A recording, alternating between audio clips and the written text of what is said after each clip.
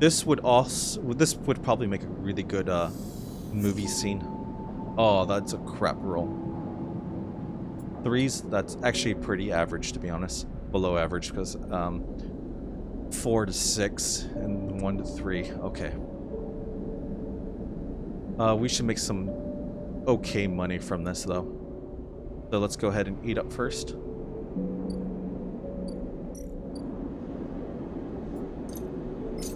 Start action. Fill up my food meter. Leave. Let's play the stocks. Play the exchange.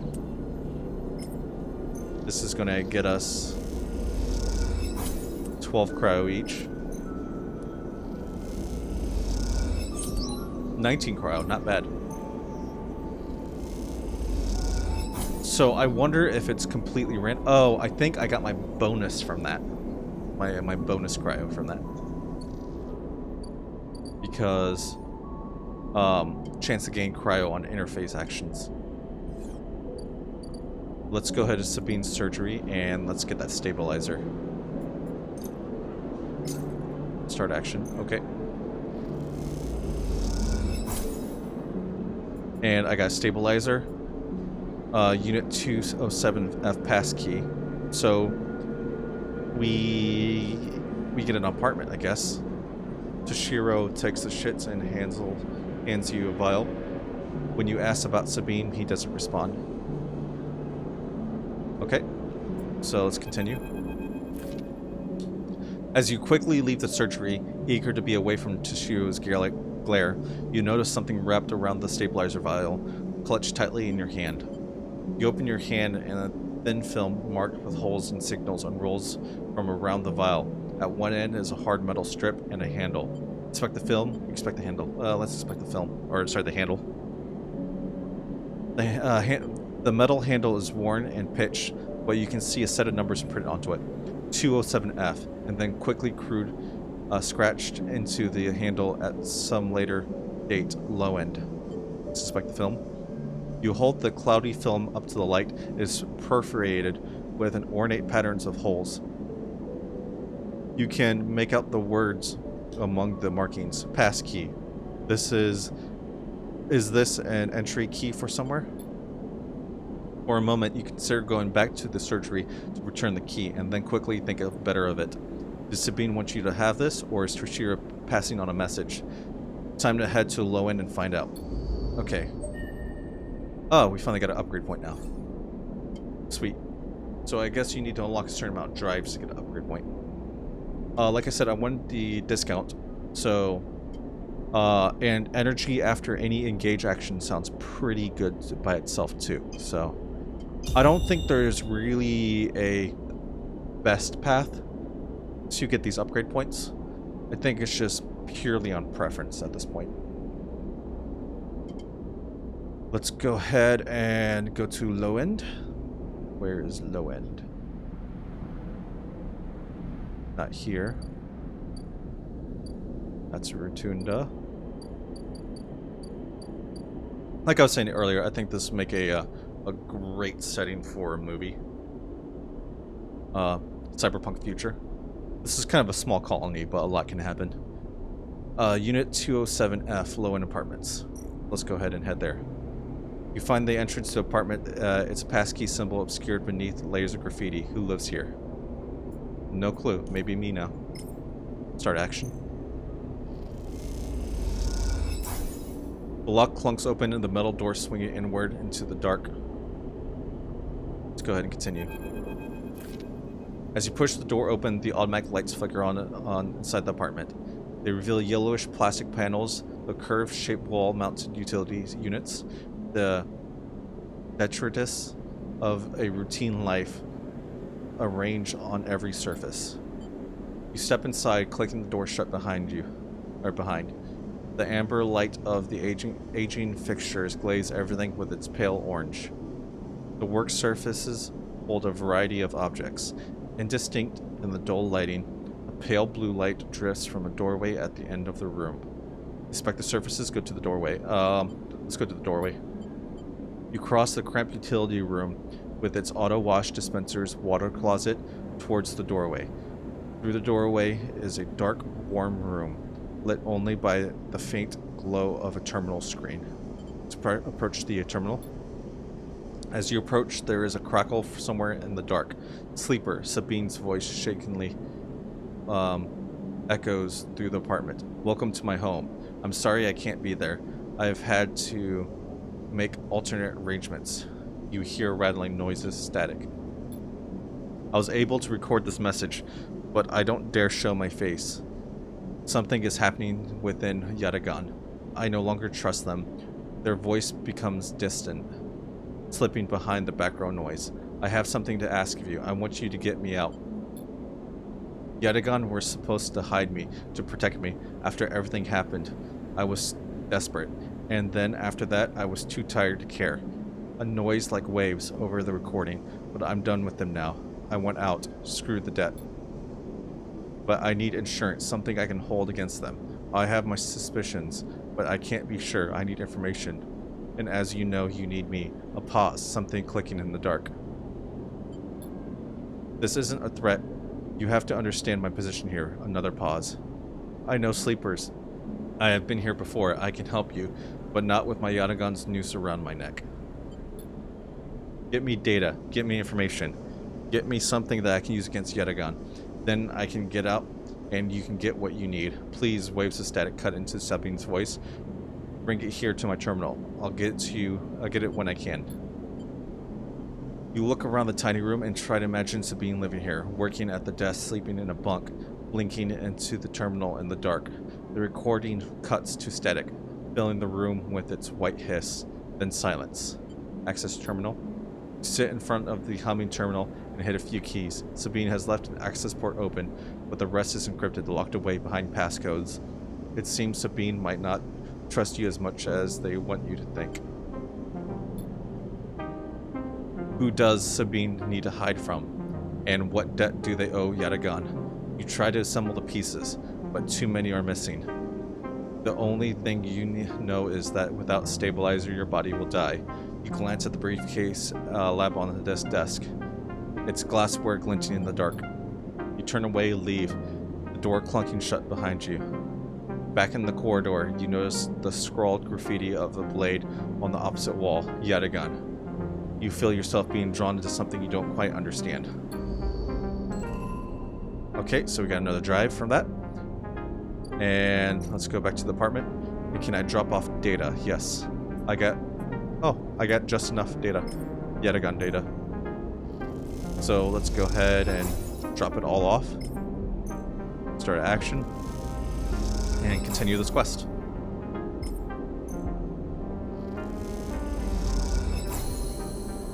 Okay, so let's continue.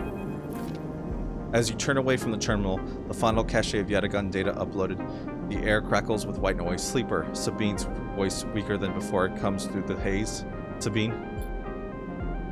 A sigh of relief comes through the layers of the noise. The call must be coming from somewhere inside the station. This has to be short. I don't know if Yatagan are monitoring me. Their voice is hushed, distant. You try to focus on it. The data you've been bringing me in from the Yatagan agents, there's something in it I don't understand. A shrill howl rattles through the signal. This data is all gleaned from their implants. Records of integration with their nervous system, performance analysis, error rates, usage data. I installed many of these implants and I didn't enable any of this functionally. Their voice dips under the level of the noise, like a swimmer slipping beneath the water. You listen to the waves for a few seconds before Sabine reemerges. Has to be somehow baked into their wetware's interface, and that's not all. The system compiling this data are connected to some kind of transmission protocol. It's being broadcast. Wait, why? Stay silent.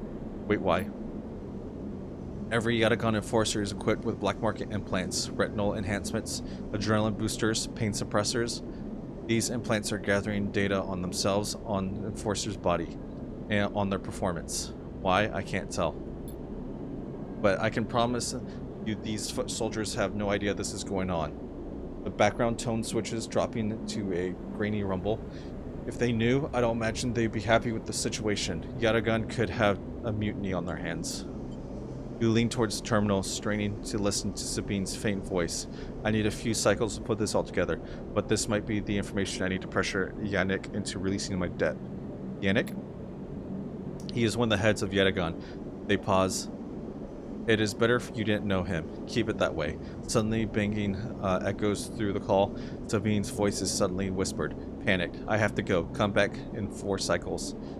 Then the sharp crack of disconnect, and silence fills the apartment. You step back from the terminal. What does Yatagan have to gain from monitoring its own members? You try to recall what you know about the gang, but you have little to go on. You think of Toshiro, Sabine's minder, his mirrored teardrop implant set below hard eyes.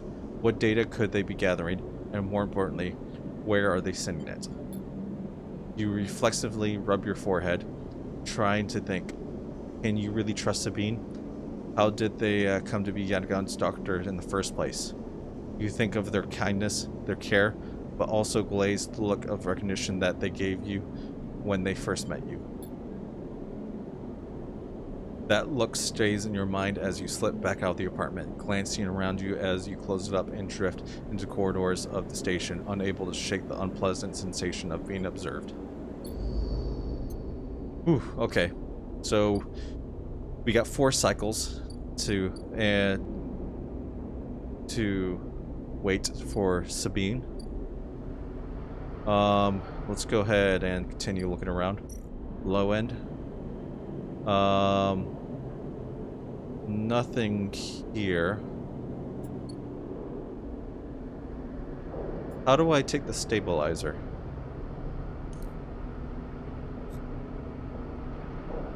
Huh, I don't see how to take the stabilizer. Maybe back at the unit.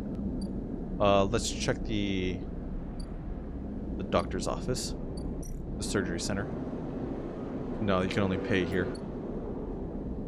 I can't really do anything anyways. So, let us go back to the container for the night. And we can drop the stabilizer off here. Okay, that's good. Start action. That'll fill that up. And end cycle. So we should get a total of 5 die now, so we should make some bank.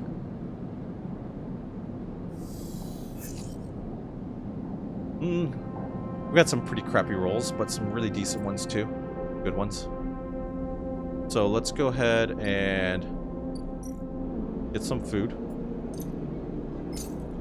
Start action.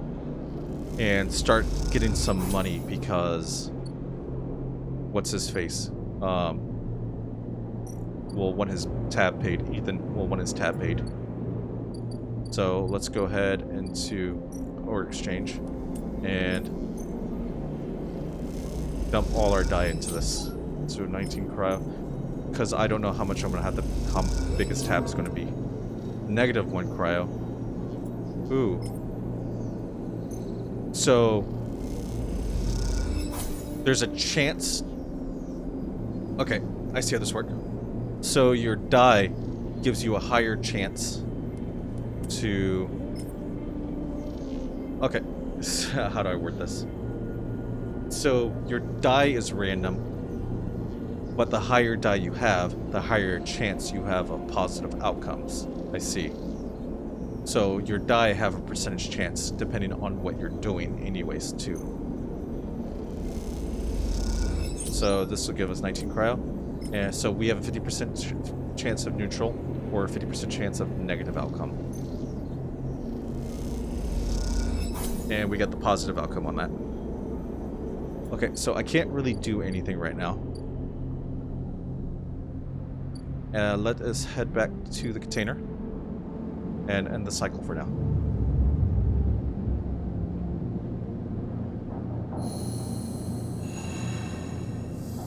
And we kind of wait for Fang. So let's leave. Let's check how much the bar tab costs. 58? Guy likes to drink. You have 2 cycles to pay off the tab. But I paid it off in 1 cycle, so that should be good. I can't believe you just did that. Ethan's mocking laughter comes from across the bar. You look across to see him leaning across it in a pool of light, emptying glass and spilled liquids glinting around him. It's always dark in the compressor, but this cycle, this place is packed.